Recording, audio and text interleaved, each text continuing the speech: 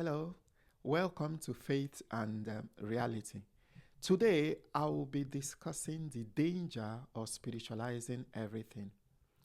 As a Christian, not everything happening in your life is spiritual.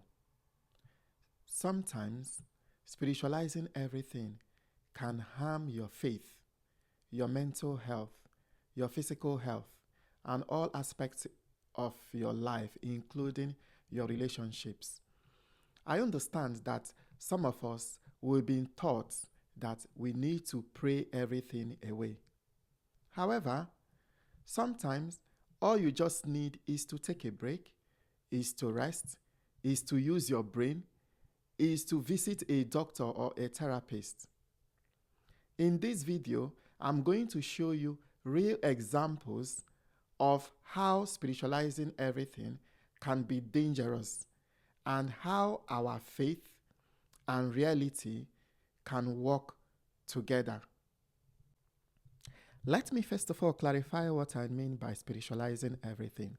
Some believers, when they have any problems at all, they connect these problems to demons, Satan, witches and wizards, enemies of progress, while ignoring the fact that the causes of this problem can as well be as a result of medical, social, physical, mental well-being. And these problems can be practical issues that actually need practical approach. I'm not trying to undermine the power of prayer, but prayers cannot substitute wisdom or the use of our brains. Let me give you real examples where spiritualizing everything can be very dangerous. Let's start from medical example. Using myself as a case study, when I was 9 years, I had tetanus. Then my parents didn't know what was happening to me. I was having lockjaw, spasms, and my parents called the pastor of the church, who also came along with other members, and they started praying. My symptoms started like around 7 p.m. in the night, and they prayed till like around 2 midnight. When they realized that my symptoms were getting worse, they decided to take me to the hospital that night. They got to the hospital, the doctor examined me and told my parents then that what I was having was tetanus, and he started me on treatment. The next day, all my symptoms started to get better, and I spent a couple of days in the hospital and was discharged. Now, what would have happened if I was not taken to the hospital? I could have ended up dying, or if further delay was made, I would have developed some complications. A lot of people depending on me now could have been more miserable. What the point I'm trying to drive here is that it's actually okay to seek for medical help. It's okay to pray and also go for treatment. In fact, God is not threatened by medical treatment.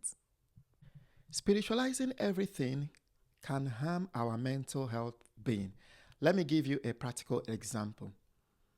Occasionally, as human, we may be having anxiety, difficulty with sleeping, mental health breakdown, and will find it difficult to focus on activities of daily living. At this point, it's not the point at which some Christians will start to guilt trip these kind of persons, telling them that the reason why you are going through all this is because you lack faith or your faith is not big enough. And you pressurize them to keep on praying that all they need to do at this point is to pray and fast, and all these symptoms will go away. This is not applying faith. This faith does not match with the reality. At this point, what we need to tell these people is to seek some form of support from the therapist, from the psychiatrist, or any medical support that can help them at this moment. The fact still remain. All wisdom comes from God. Even the support they are seeking, the wisdom that those people are going to apply to treat them, according to the scripture, also come from God. So it's okay to pray and at the same time to seek for support when we need it. Another instance is when you are fatigued, you are burnt out, you don't have any strength left in you, and you are totally exhausted. But you are told to push through, that the Lord is your strength. You can do it. Keep pushing. Then we keep struggling. We will continue to crash silently. This does not help at all. At this point, what we actually need is rest. Rest is not laziness. Jesus himself withdrew from the crowd when the tension and the stress was too much. God dedicated a special day called Sabbath for the Israelites to have some rest. So, when you are at the point that you feel you can no longer push further, you feel totally overwhelmed and exhausted, all you just need is to rest. Rest is not laziness. Let's have a look at the financial aspects. Some Christians, they tend to spiritualize their financial problem. Most of the time, this can just be as a result of financial irresponsibility. When we don't plan, we don't save for the future, and now we are in a financial mess. We now start to pray and start to think, oh, this might be that God is punishing me because I'm not faithful. God is punishing me because I'm not giving tithes and offering enough. And occasionally, you can also see some believers, they literally spend hours upon hours on weekly activities in the church. The time that they are supposed to go out and work to make ends meet, they spend such long hours in the church while they pray and cry in penury.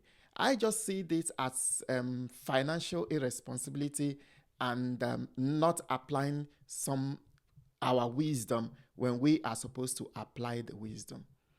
When you don't have anything in your pocket, you don't have anything to survive on, it's not the time to pray. It's the time to go out and work. It's the time to plan and execute your plan. But the real question is why people spiritualize everything. There are a lot of reasons for that. Number one reason I think some persons will want to spiritualize everything is this. They just want to run away from the pain. They don't feel they can face the pain squarely and deal with the situation.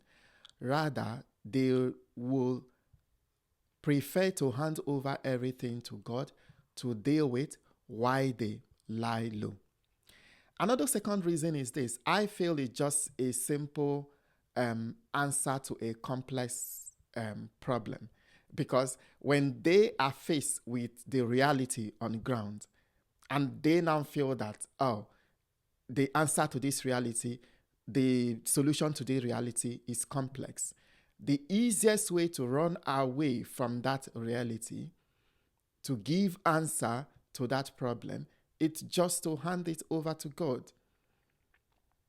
That is not having faith, and that is not being faithful to God at all.